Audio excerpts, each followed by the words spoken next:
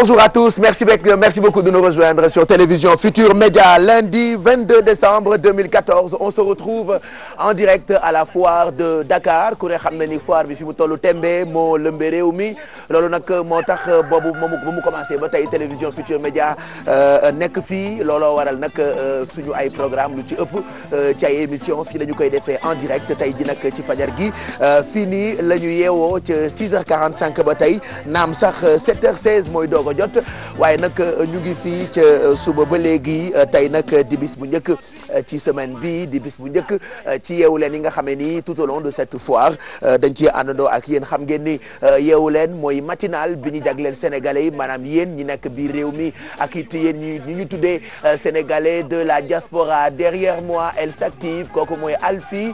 Alors pourquoi elle s'active? Elle nous propose depuis un moment ay repas yoo xamante ni wala ay recettes yoo xamee ni mën na leen gunge ci jeexitalu at bi xam nga ñu ngi bëgg a jeexal nag 2014 te ku ne xam na ni bis bu jot fête la moo tax ba ci lekk bi ñun itam dañu koy neexal Alfie dans quelques minutes nga wax ñu loo ñuy proposer mais voici le sommaire yi leen di xaar bokk na ci taxawaayu rédaction bi xam nga ca fajar lañ leen jox bulletin bu njëkk bi ci français 8h ngeen di am ñaareel bi su boobaa dañ ci ànd ak Fati Dieng Fati xaw ma ndax pare nga waaye war nañu la déglu bu 8h jotee ci jotaayu xibaar yi bu njëkk bi bu ko defee quand même ku ci nekk balaa ngaa génn sa kër nga tàggoo ak kumpa ku ne xam na ni li lëmbe réew mi itam bu weesoo foire bi bokk na ci dellu siw Bibo Bourgi. On a beaucoup parlé de lui il y a pas longtemps ci coowal Karim Wade ak nañu jàkkaarloo ak CREI d'ailleurs yéenekaay yu bëri moom la ñu xëyee ci seen i xët daañu ko décortiquer tuuti waaye laata loolu Fati ñu nuyooti la rek.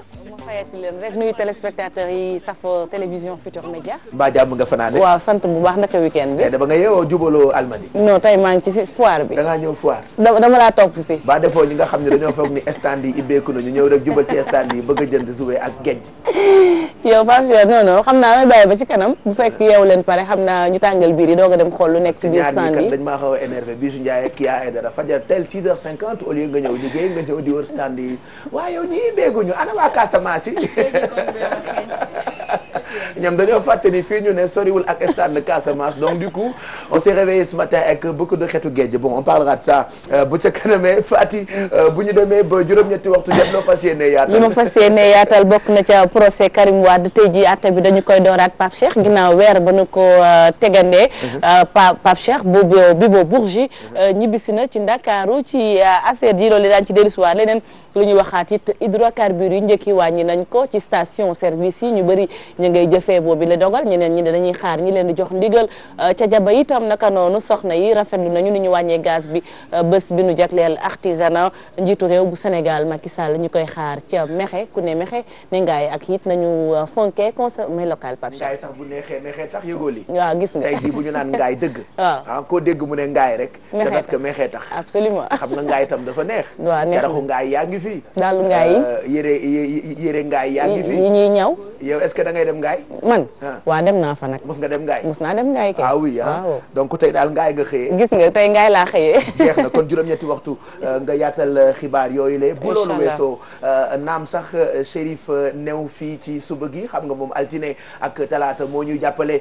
ci ni ñuy faram-fàccee tuuti xibaar yeeg lépp loo xam ne ni doon actualité ku ne xam na ni li ñu waxtaanee ci week-end bi ak ñaari fan yi jëm na ci dellu sik Bibo Bourgi au départ ñu ngi ko mayoon juste ay fan pour mu dem faju laataa ñu ko may metti woon na parce que def na ay demande moom ak ay avocat wam mu metti woon ba ñu ko doon jugé dañu ko doon teg ci pousse ki perfusion wam mu xawoon jaaxal ñu bëri am na ñu bëri ñu traité woon mbir moomu sax de film faf après ñi nga xam ne ñoom ñooy jugé te jiite lépp lu jëm ci wàllu yoon et tout ce qui s'ensuit joxoon ko autorisation mu demoon faju France bi nga xamee ni dem na après mu laajaat encore ñu yokkal ko ay fan ba y a eu beaucoup de polémiques ñu bëri ne woon est-ce que Bibo Bourgi dina dellu si alors dellu seem bi nag ça a surpris plus d'un Fati. bien sûr Pape Cheikh dellu seem bett nañu bëri bett na sax ñi nga xam ne ñoom ñooy layool nguur gi ku ci mel ni Me El Hadji Diouf waaye ñoom itam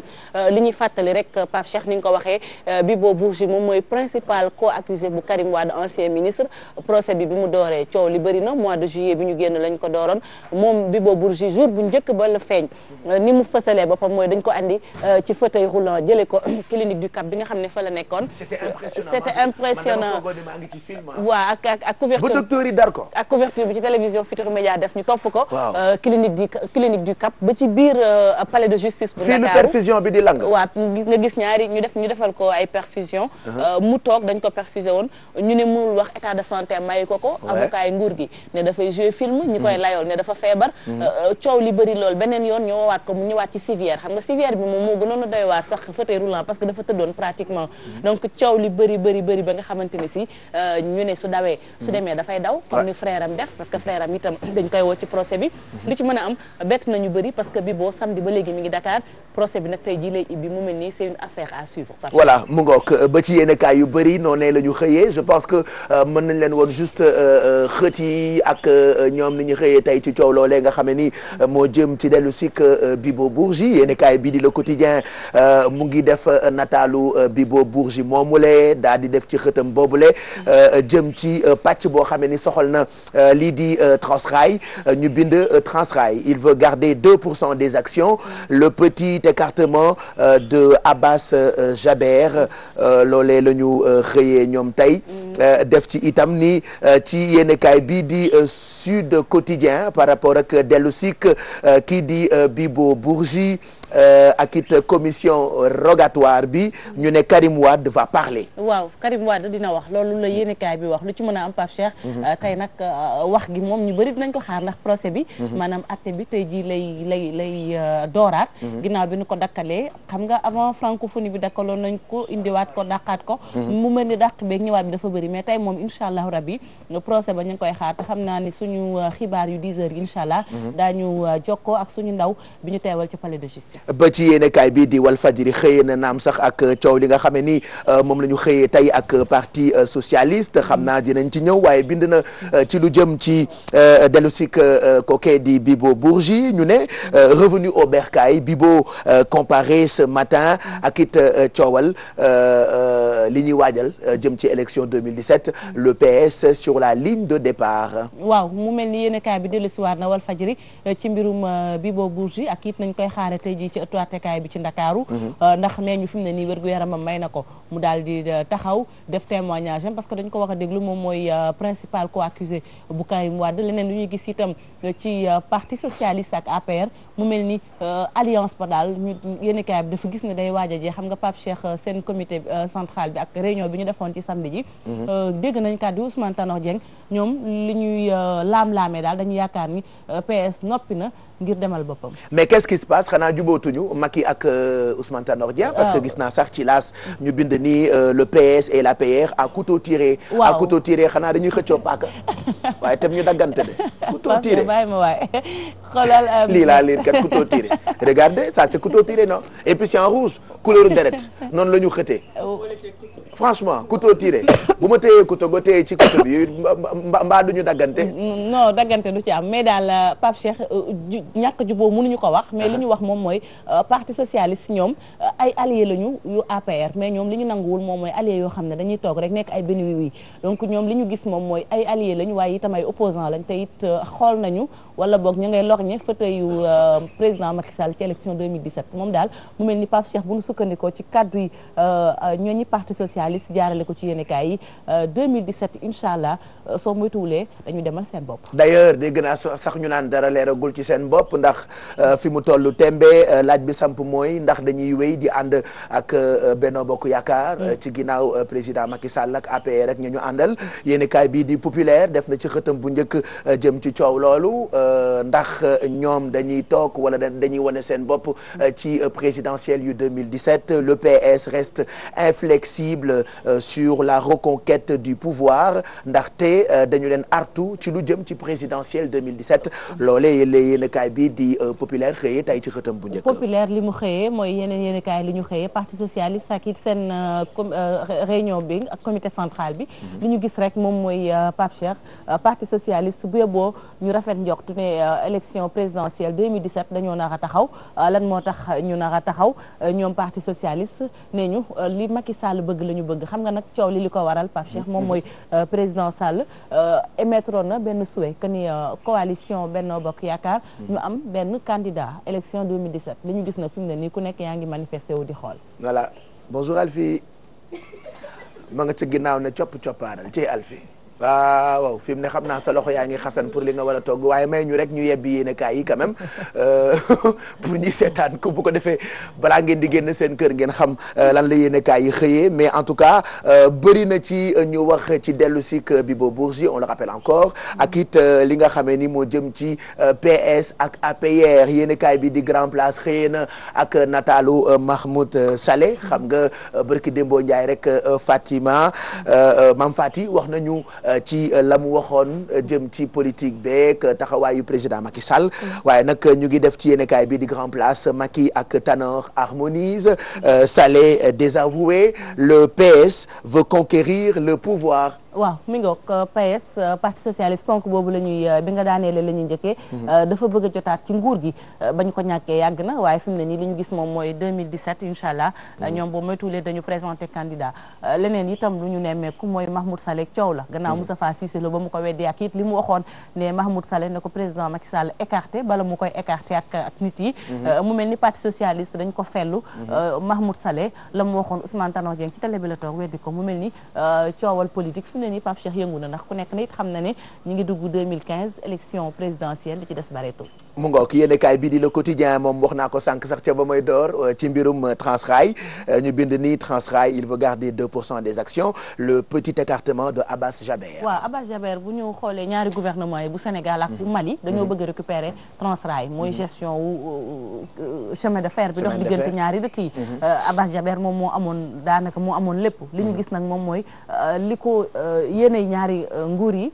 nangu na ci ñaari réew yi li ñu bëgg moom Abbas Jaber nangu na ko waaye dafa bëgg it ñu bàyyal ko lu symbolique bu fekkee ni duñ nangu lépp sax ñu bàyyal ko ci 2% loolu moo tax ñu ne petit écartement ndax bu fekkee ne yaa moomoon lépp tey ngay dem ba téeméer bu ñu jël nga ciy laaj ñaar mbir maa ngi noonu. d'accord ci coow li am fan yi yëpp jëm ci li nga xamee ni moo di boobu waaye nu mu tuddati bi ñuy waxtaane fan yi rek coowal kii boobu waaye affaire ArcelorMittal xaw ma dañoo dem ba mairie jàngul école sax ko ci romb loolu lay waxtaane ArcelorMittal barki démb am na ko ma ci ba ne ma ArcelorMittal ak Petrotim moom lu xew ci ñoom ba dañoo feebar ma ne ko feebaruñu de journaliste yi ñame ay wax rek xam naa ni rëy ngeen làmmiñ ñame ngeen taaw yi affaire ñame ngeen topp action ArcelorMittal Petrotim ArcelorMittal ak Petrotim noonu il faut ñu topp action bi maire ba nee na ma xanaa ñoom ñaar dañoo feebar wala dañoo jote ma ne ko jotewuñu dara dañ leen bëgg a jubóole on a aussi beaucoup parlé de Kumba Ressources n'est-ce pas moo tax yéenekaay bi di Soleil xëyee na ak loolu ni le Sénégal ne doit rien à Kumba Ressources selon ki nga xamee ni mooy directeur u Litos wax na nag ci ay koppar yoo xamee ni jëm na ci wàllu mine yu Falémé waaw mu mel ni mine Falémé yi ñu xëy nañ ko yéenekaay bi di Le Soleil ak it Kumba Ressources ginnaaw bi ñu ne nguurug Sénégal daf ko amel ay koppar ndaxte dañu ne ni mu doxalee woon ci seen di doxoon seen diggante rafetlu wuñ ko Kumba Ressources yóbbu woon nguurug Sénégal ci yoon loolu la ñu waxoon ba ni Sénégal daf ko waroon a fay ay koppar yu bëri li ñu gis nag moom mooy weddi nañ ko ci Le Soleil Sénégal yoreelul benn dërëm Kumba Ressources. voilà mu nga ko donc loolee la yéenekaay bi di Soleil xëyee tey pour maire boobu doon ma laaj tantaay tonton mag la ndax ArcelorMittal ak Petrotim dañoo jotee ndax dañ leen di jubóole xam naa bu xëyee seetaan peut-être dina am tuuti lu mu comprendre et puis yéenekaay bi di réew mi quotidien def na ci xëtam bu njëkk photo premier ministre bu Sénégal di Mohamed Boun Abdallah Dionne ñu bind ni homme de l'année 2014 alors Mohamed Boun Abdallah Dionne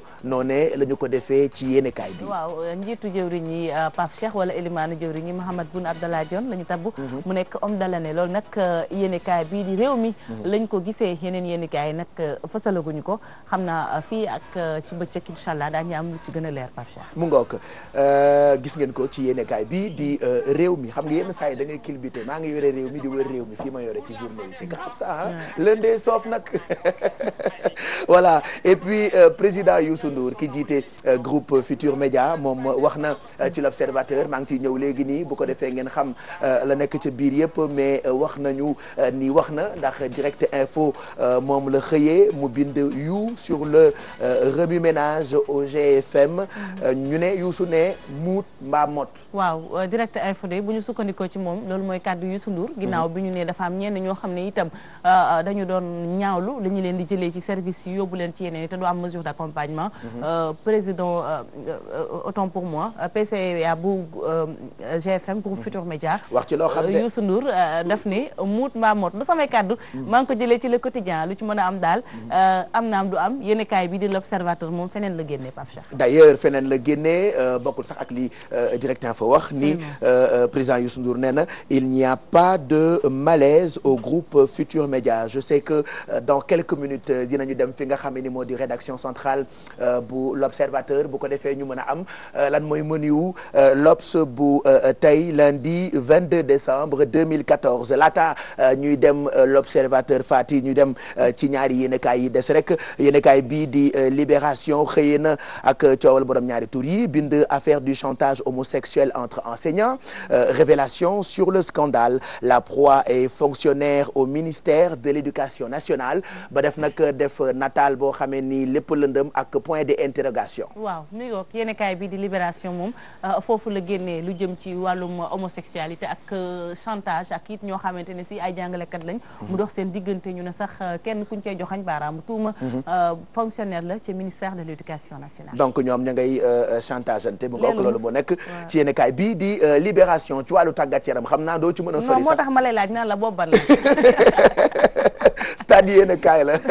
aca boog ñu dem kon. alors stade yéenekaay moom wax na ak Gana xanaa Gana xam nga ko. Idrissa Gana Gueye xam naa dëgg la sax ñun Cheikhou Kouyaté la ñu xam waaye xanaa Gana moom war nga koo miin kenn laaju la ko yow kenn laajagu la vraiment li ngeen toog sànq ba tey man laajaguma leen yéenekaay bii di Stade Quotidien xëyee na ak kii di Gana ñu tuddee ko buteur passeur décisif Gana le Lampard lillois. waaw mu mel ni nag Gana de la ñu dippee foofee Lampard lillois du ma ci sori. xam naa ni nee nañ ma ngay dugal itam ma ngay assuré ci wàllu défense mu mel ni daal. Idrissa Gana Gueye daa mëne fu nekk. yaakaar naa ni ñoom Cheikh Tidiane Diaw ñu ngi may seetaan. su ma ci waxee lenn lu ëpp Pape Cheikh su ma demee buntu rédaction lañ may xaar. mu ngoog kon looloo nekk ci yéenekaay bii di Stade en tout cas ñu ngi leen di ñaanal bis bu neex. tey di altine 22 décembre 2014. si vous nous rejoignez di leen fàttali ne ñu ngi en direct fii ci foire bu Dakar comme ni ñu leen ko tàmbalee lu ëpp ci suñu ay émission fii la ñu koy defee ci pavillon bile ni la ñu xëyandoo ak yéen ci télévision Futur Média 7h33 mooy doog a jot fileeg ay minutes ñu dem fi nga xam ne ni moo di rédaction centrale bu l'Observateur pour menu bu l'Observateur u tey lundi 22 décembre 2014 mais en attendant yi leen di xaar tey ci yeewu leen bi bokk na ci fileeg ay minutes 8h Fatidien jox ñu journal bu njëkk bi ci wolof lay doon bu loolu weesoo daañu àndandoo ak Kia Aydara moom mi nga xamee ni fajar gu jot mooy pioché tànn yéen ñi nga xamee ni yéen a ngi yónnee ay CV alors CV yooyu nag ngeen di yónnee lu mu bëri fajar gu jot ñaar ma je me demande pourquoi lu tax muy tànn ñaar alors que ñi wut liggéey bëri nañu lii rek laa bëgg nga wax ma bonjour Kia Aydara nuyoo nañu sànq balaa émission bi de commencer. xam nga am na nit yoo xamante ne saa ñu yeewoo rek. indi am na ku ñuy flingué. ouais. te moom xam naa tey man la yeewoo. non tey moom franchement Bijou Ndiaye laa rey. ça arrive même yéen defe naa daf leen di dal yéen ñi seetaan saa yeewoo fajar am ñoo rey ci sa xel ñoo xam ni voilà man bi ma yeewoo tey rey naa ñaari nit Bijou Ndiaye ak Kia Aydara. moo allez pourquoi que 2 CV chaque matin. waaw parce que Pape Cheikh en fait suñu recruteur yu ñuy seetaan xam nga bu ñu jàllee ci 3 ba 4 CV yenn saay mën nañ bañ a am temps pour xam nga recherche la ñuy def du ñu ñëw rek jël benn CV jàllale ko dañuy def ay recherche xool ñi nga xamante ne seen CV méngoo na d'habitude ak li recruteurs yi di wut ñu sélectionné ko du coup mënuñu sélectionné 4 ba 5 CV ñaar rek doy na ok d'accord xam nga liggéey bi ci ginnaaw dafa metti mais jarul ngay tël sa bopp aussi waa tam nag dama lay tontu parce que tam mënoo xëy fajaroo ma tam te duma la doo ma tontu quoi d'accord regardez en même temps Dakar a ngi yeewu mu ngi bëgg a leera xam nga ba ñuy xëy dafa meloon ni guddi fi mu tollu tembe foire bi nee na selaw xam naa ni ñi fiy liggéey rek fii nekk gum fii rek ngay xamee ni xale yi Sénégal ay jàmbaar lañu dañoo am jom boo dugg see gis gardien yi vigile yi tubarkal la ñoom ñëpp a ngi taxaw ñi war a liggéey itam ci foire bi ñoom ñëpp ñu ngi temp ndànk da nga ciy gis ku ci yoot ndax lundi dafa xaw a soof quoi ah yenn saa yi nga gis kuy dawal ba mu yàgg fudd wala nga gis kuy dox ba mu yàgg naan na ngeen def bonjour mais li ñu soxal mooy foofu noonu ci ginnaaw yéen a ngi gis ñaari oto yoo xamante ni mooy ñaari oto yu ñu teg teranga àddina bët dañ leen koy won ci fajar gi comme ça ku ci ne bërët jël téléphone am yónnee message FETE ci 26 444 wala ngeen woo ñu léegi ci 88 628 14 14 wala sax ngeen woo ñu ci 88 628 65 65 Bijou Ndiaye elle est dans un monde de fou puisqu'elle est folle comme tous les matins grâce à elle mën ngeen a tukki toog fi ngeen toog te du ngeen bouger mètre tey nag comme chaque lundi elle nous propose ay coup de cœur musical am.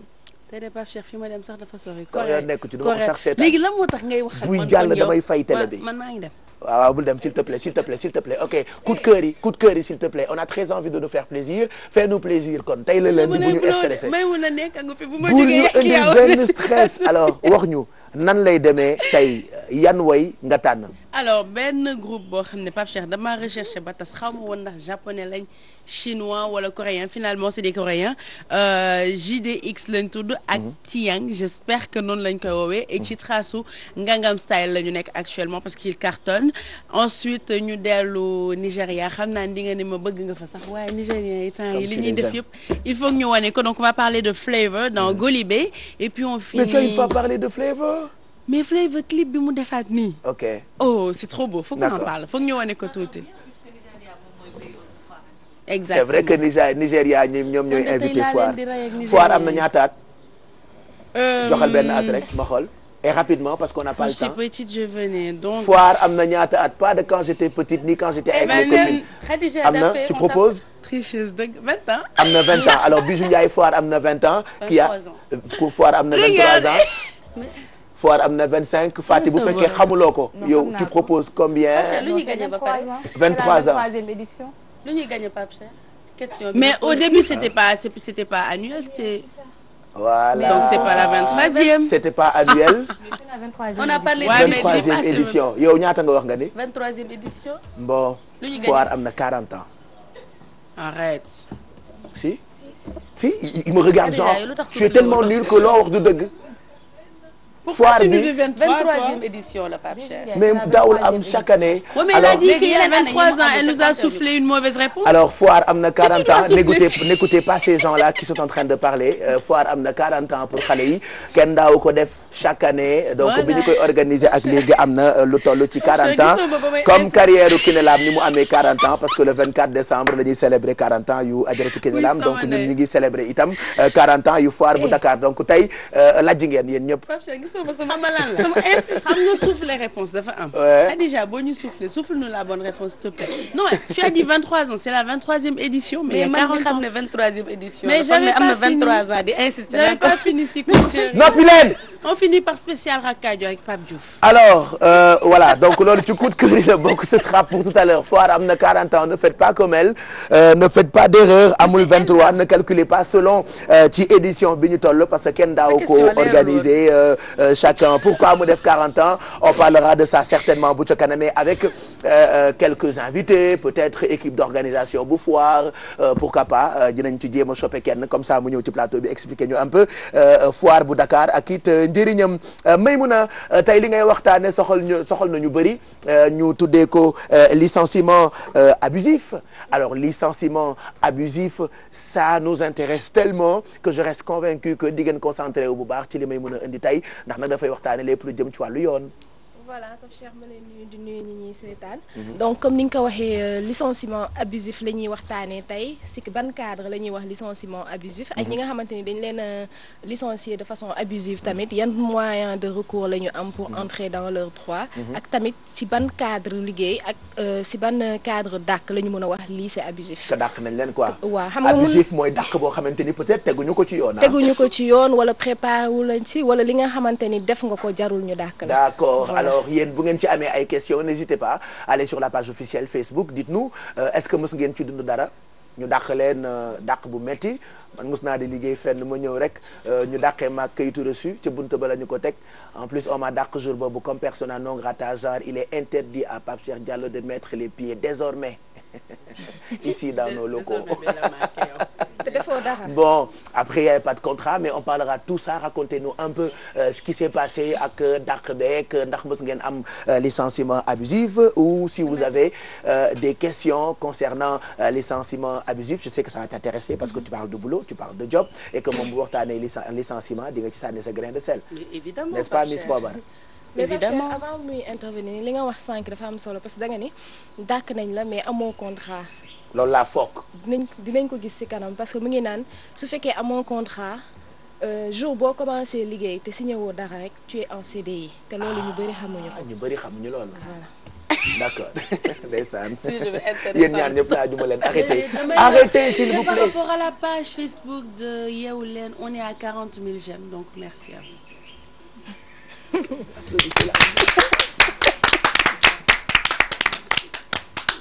Maintenant je peux lancer le hashtag. S'il te plaît. Voilà. Racontez-nous, posez des questions jëm ci wàllu licenciement abusif. Et puis tout de suite ce qu'on va faire mooy dem rédaction centrale bu l'Observateur retrouver Babacar Ndao Faye qui est prêt depuis 7 heures ce matin pour nous faire le menu du L'Obs de ce 22 décembre 2014. Bonjour Babacar. Bonjour Pape Cheikh Diallo, bonjour à tous les téléspectateurs de la télévision Futur Média. À la une de l'Observateur de ce premier numéro de la semaine, cette interview exclusive avec Maïmouna Sao, expulsée de Touba pour consommation d'alcool et de cigarettes. Maïmouna Sao apporte la réplique donc, l'ex-5e épouse de Cheikh Béthio Thioune, expulsée vendredi dernier de la ville sainte de Touba pour consommation d'alcool et de cigarettes, dénonce une cabale ourdie contre sa personne. Elle pointe du doigt le guide des Thiantakoun. Dans cette interview exclusive à lire dans notre édition de ce lundi, Maïmouna Sao se montre résolument offensive contre Cheikh Béthio Thioune et promet d'autres révélations encore plus graves si jamais on la pousse à bout. Il y a également en politique ces nouvelles stratégies contre le régime de Macky Sall avec Maître Abdoulaye Wade qui cherche donc des renforts. Il faut donc s'attendre à l'intensification de la bataille entre Maître Wade et le régime de Macky Sall. Le patron des libéraux compte impliquer ses lieutenants, anciens comme nouveaux, pour aller à l'assaut de son successeur Macky Sall. Sport Pape Cheikh en route vers la CAN 2015. C'est dans les prochaines heures que le sélectionneur national Alain Giresse va publier par le canal de la Fédération sénégalaise de football la liste des 23 lions qui sont convoqués pour cette grande compétition. Mais déjà, la première grande surprise, c'est la convocation de Moussa Konaté. Première surprise donc dans la liste de Alain Giresse. Absent des 2 derniers matchs de l'équipe nationale, on pensait que Moussa Konaté allait rater le coche. Il n'en est rien. L'ancien joueur de Touré Kunda de Mbour a accroché le wagon au dernier moment. Il aura l'occasion de vivre d'autres sensations après sa brillante prestation aux Jeux Olympiques en 2012. Voilà Pape Cheikh, c'était là les grandes lignes de la une de ce lundi. Nous vous souhaitons une excellente semaine et puis bonne lecture à tous. Merci Babacar Ndao Faye. On te retrouve demain matin très tôt pour le menu de l'Observateur. Ce sera le 23 inchallah bu ñu fi dégg bàyyee moo tax yenn saa yi bu nit waxee sax nga tiit parce que léegi yàlla dootul malaaka yi xaaratuñu ku leen yónni ñooy demal seen bopp léegi di jël nit ñi. Y a tellement de morts cette période dafa mel ni yàlla yónneetu leen non mais man impression bi ma am mooy yàlla yónneetul. non ñoom ñoo ñëwal seen bopp. di fa wala ñu ne fii di woote naan Mawti kaay. yàlla kaay jël non am na ku doon wax benn jour nee na il a l'impression que Mawti léegi Facebook la nekk. c'est vrai day jékki-jékki rek nga gis benn profil ñu naan rest in peace man leen xaaral ma ñëw génn Facebook ba xam ne ndax mu tane. en tout cas yàlla ñu yàlla may gudd fan. yéen ñi seetaan xëyandoo ak ñun ak wér gu yaram gu sax bu ko defee ñu mën di bànneexu fu ñu mën ti toll. est-ce que Alfie elle est prête derrière pour nous wax lan la ñuy toggal tey gis naa ko ma ngay làmb ji defaraat bonjour Alfie. alors regardez Alfie est là. allez tey ci suba comme ni nga ñu ko diggee boobu ba tey saa yu ñu xëyee am ay recettes pour ay repas de fête alors tey di nga ñu proposer li ñu tuddee cake pop. bonjour Pape Cheikh. bonjour ñi ñuy seetaan Pape Cheikh comme ni nga ko annoncé ñoo ko waxoon décembre ay recettes de fête. On va faire des cake pop ou pop cake nu ñu ko prononcé. cake pop baax na toujours avec les produits Sofiex. nekk sama wet di ma accompagner. ci kanam rek Pape Cheikh ñu wan leen yan technique ak yan astuce la ñu utiliser. pour defar ay pop cake ci seen kër. ñun xam nañu cake ah mais pop aussi d'habitude dañu koy wax ci xale jigéen yu rafet yi mbaa du mooy cake bu ñu jël defar rouge à lèvres rek yooyu noonu dañ ko defar ba mu pop Pape Cheikh. jamais dañ ko defar ba mu pop. mooy cake yu mel nii yéen Mamour boo feeñul woon rek wala promotion la. yow kii daf ñoo jëlaat. yow ñëwati nga promotion. d'accord donc tu disais cake pop. yu pop Pape Cheikh yu mel ni Kia yu mel ni Bijou yu mel ni Maymuna. ok des cake pop quoi. d'accord donc technique yi ñuy defaree cake pop ci biir kër yi ce sera pour tout à l'heure ak Alfie ce sera ci séquence cuisine bi et puis Mamadou Mohamed Ndiaye dina ñëw bu ca kanamee pour revue de presse bi bu ko defee mu bégal ñu en plus dinañu am invité je vais faire juste des gestes après vous allez me dire invité boobu kan la.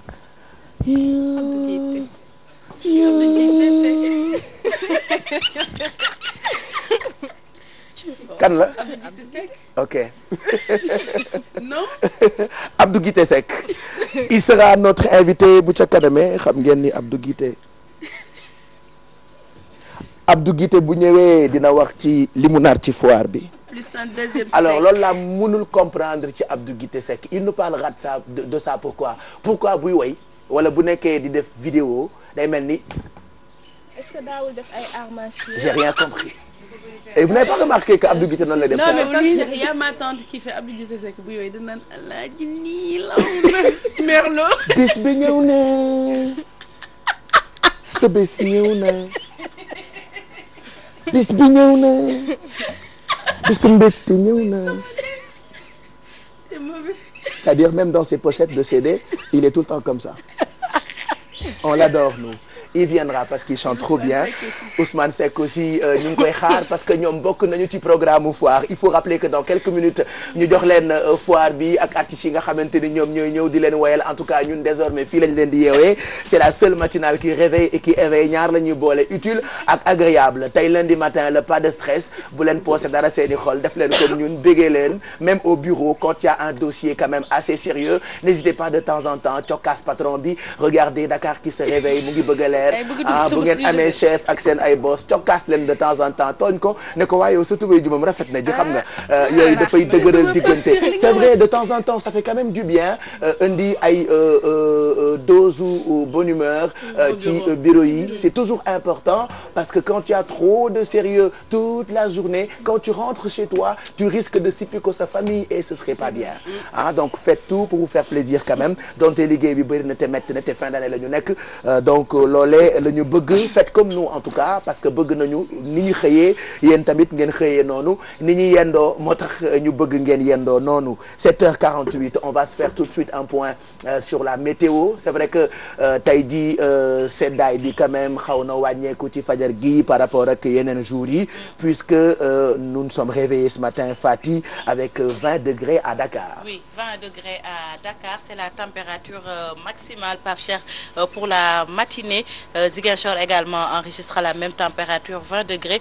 La mini, on la retrouve à Tambacounda à 13, 19 à Kaolack, Diourbel 18, Linguère 16, Matam 19, Podor 16, Saint-Louis également 16 degrés, Kolda 19 et puis Kédougou 20 degrés.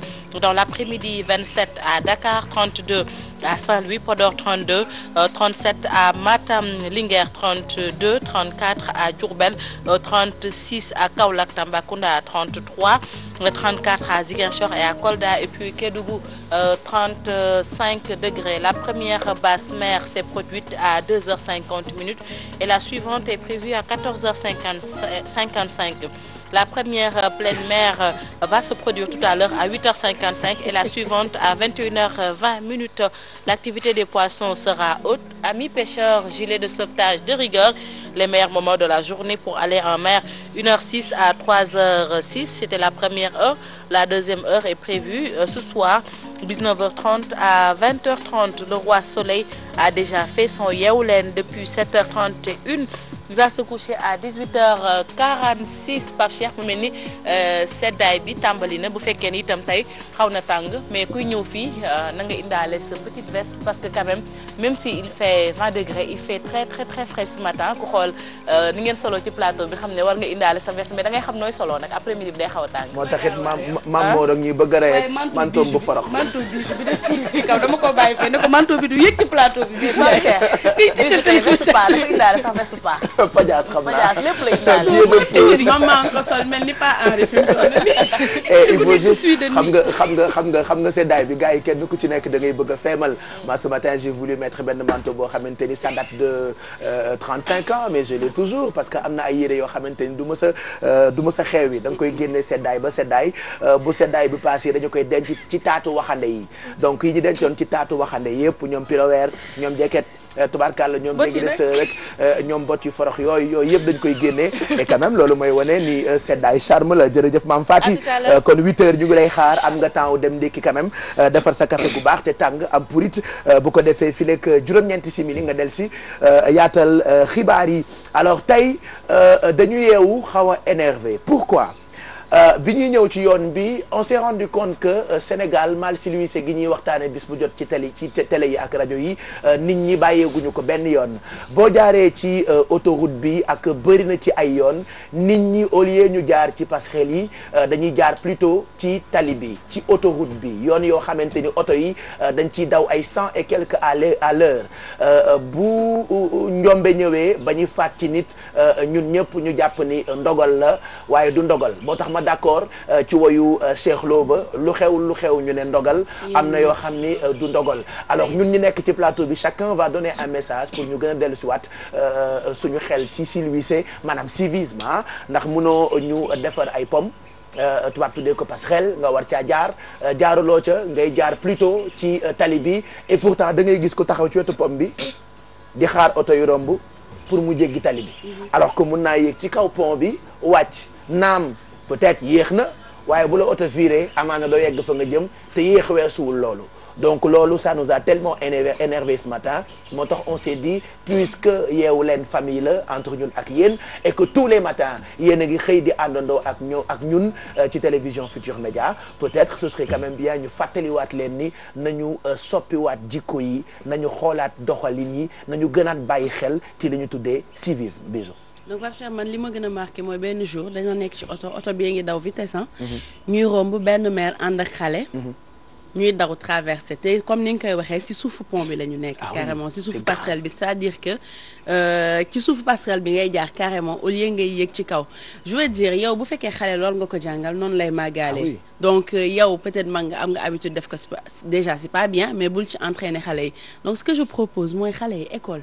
ñu commencé di leen ko jàngal peut-être que suñu màggaalee ak loolu dinañ arrêté. jaar ci tali bi amoon na programme éducation civique. ñun ñuy jàng école. naka ngay traverser tout ça. ci tali bi da ngay xool gauche xool droite wala nga jaar ci kaw pont bi. mais y a plus ça. donc les parents ngeen fàttali ko xale yi parce que c'est man xaw ma ba xam nit yi ils sont conscients du danger bi ñuy courir. suñuy traversé ba may wax télé ba tey c'est la énième fois que j'en parle mais tout le temps da ngay gis ni dafay dem de mal en pire à chaque fois da ngay gis ni nit ñi ñu ngi am comportement yooyu surtout ci boor bi boo dee ñëw ci foire bi. li ko dalee boori yoonu route de aéroport bi ba route de Patte d'Oie bi noonu. ba voilà ci route yooyu yëpp non mais c'est grave. foofu yëpp nit ñi dañuy tëb di daw. ba pare am na benn instant dafa amoon ay agents de sécurité yu fa doon nekk di leen tere pour ñu jàll. mais dañuy xuloo ak yow. alors que kooku pour sa sécurité la bëggul oto yi ray la wala nga damm wala am dara lu la ci fekk. li ma ci dolli sax mooy en plus de yow mi nga xamante ne yaa inconscient bay jéggi ba dara mën la cee fekk. mais xoolal ki nga xam ne day dawal. te nekk ci droit wam. yenn saa yi ñu jéggi guddi. bu xaw a lëndëm. nga gaañ nga kii indil nga kooku problème indi sa bopp problème. du coup nañu bàyyi xel ci ni ñuy jéggee man je dis que lentement mais sûrement. am nga defaral nañ la fi nga xam ne moom nga war a jaar. naturellement pour yéeg pour def mais def ko. yenn saa yi da ngay gis xar yi ci boppam Pape Cheikh dañuy jël kii yi. je te jure moi j'ai vu de mes propres yeux. je te promets xar yi dañuy jël pont yi. xar yi dañuy jël pont yi mais nit yi di jaar ci tali bi après tu te dis au Sénégal dañuy jaar ci passerelle yi alors que les passagers ne passent pas ci passerelle yi. ah mais non après maintenant c'est qui les c'est qui le mouton. oui je dafa joxe exemple mais man am na beneen exemple tam bu ma gën a marqué parce que benn jour dama doon romb gis nga xam nga tali boobu dafay jàkkaarloo ak Nabil Choucair. ouais tali Padois bi. ma gis benn couple boo xamante ni jabar bi dafay doog a am doom. donc ci tu imagines ngay doog a am doom xam nga certainement doo dox bu baax. donc jëkkër ji mu ngi téye bébé bi may jabar ji mu jéggi. moom mu gàddu liir aussi xale bu bees bu tooy bi di jéggi autoroute bi. alors que pont bi mu ngi woon juste. wallaahi ci seen wet donc c'est un peu dommage bu fait ba pare affaire accident yi li si gën a metti dañ naan Sénégal yi ngay gis ñu fël nit si autoroute di taxaw parce que su fekkee dañ la fël si autoroute tu n'as aucun droit sa famille du ñu laal dara xam nga parce que yow yaa tooñ donc déjà di nga perte sa vie ba pare du am indemnité du am dara donc vraiment nit ñi war nañu si mën a def kon d'accord nga ci Cheikh Lo ne am na yoo xam ne du ndogal maa tey la voilà am na yoo xam ne yëfu maa tey la c'est vrai ah te buñ ciy dem duñu ànd ak conscience ñun ñëpp la concerné ah ñun ñëpp nous sommes des Sénégalais nous habitons ce pays defe naa bu ñu traité ni mal civilisé gi bëri na fi ñun ñoo mal civilisé bu ñu waxee ni civisme bi dafa des ñun ñoo manqué civisme bu ñu waxee ni dëkk bi dafa tilim par exemple ñun ñoo salté bu ñu waxee ni danoo dof ndax dafa weesuwul nga gis ay xar di yéeg ci pom di jaar ñun ñuy jaar fi oto yi war a jaar nga xam ni autoroute la donc finalement bu dee xar nous sommes tous des moutons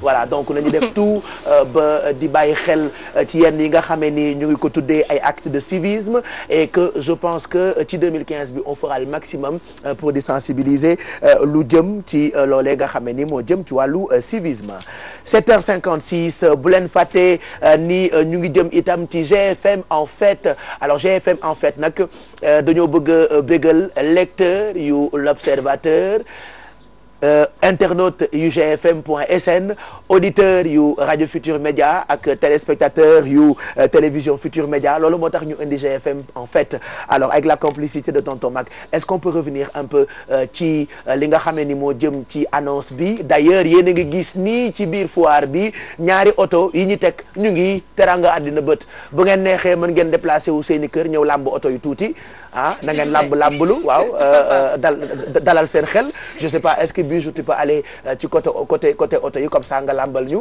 waaw tu ne conduis pas lambal ñu rek ah lambal comme ça ñu woon ñi ñuy seetaan ni li ñuy def yëpp dëgg la parce que léegi ñu jàll ci journal bi donc lambal ma oto yi rek ndax oto yu baax la lambal ma rek lamb laa la sant donc elle va se diriger ci ginnaaw fii ci tali bi bu ko defee mu lambal ñu ñaari oto yi nga xamee ni teg nañu ko bu ci nekk nag ñoo ngi ci bind gagne-moi comment faire pour gagner ces deux belles voitures c'est très simple il vous suffit toute la journée même à l'instant fii léegi yeewu leen di jeex ngeen di yónnee message FETE ci 26 440 wala ngeen di woote ci 88 628 14 14 wala 88 628 65 65 bu ko defee ngeen mën a dëgg-dëgg gagner ñaari oto yi nga xamee ni teg nañu ko waaye tey mën ngeen a bëri ci ay nit yoo xamee ni ku ci nekk dinañu ko may enveloppe bu toll ci 300 000 elle est toujours en train de faire le tour pour aller vérifier est-ce que ñaari oto yi ay oto dëgg la est-ce que du oto kii oto këyit oto fowukaay waaw regardez elle est en train d'entrer ci suñu mini parking voilà touche et ne caresse pas ma puce touche et ne caresse pas la voiture non caresse pas touche voilà non bul tëdd allez laal nga boobu demal vérifier beneen bi laalal ñu ko les clés sont dans ma poche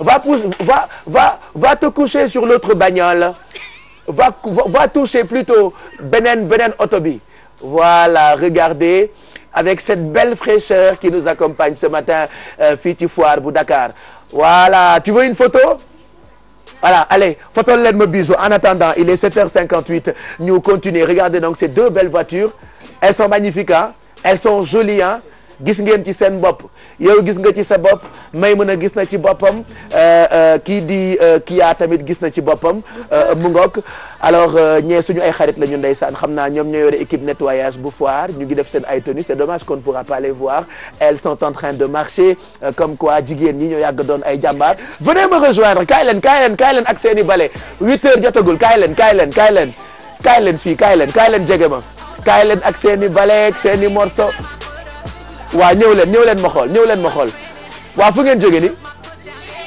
da ngeen di liggéey yéen lu ngeen di liggéey fii de yéenay bale foire bi ban heure ngeen di yeewu bu ngeen di bale 6 heures ah ñëw raxas douche waaye douche foire bi de war naa jafe ak a bon ah war naa jafe defar de ah mais ay jàmbaar ngeen yéen a ngi bale yéen a ngi nettoyer ah ben c'est bien kontaan nañu bëgg ngeen ku baax bëgg ngeen xale bu am jom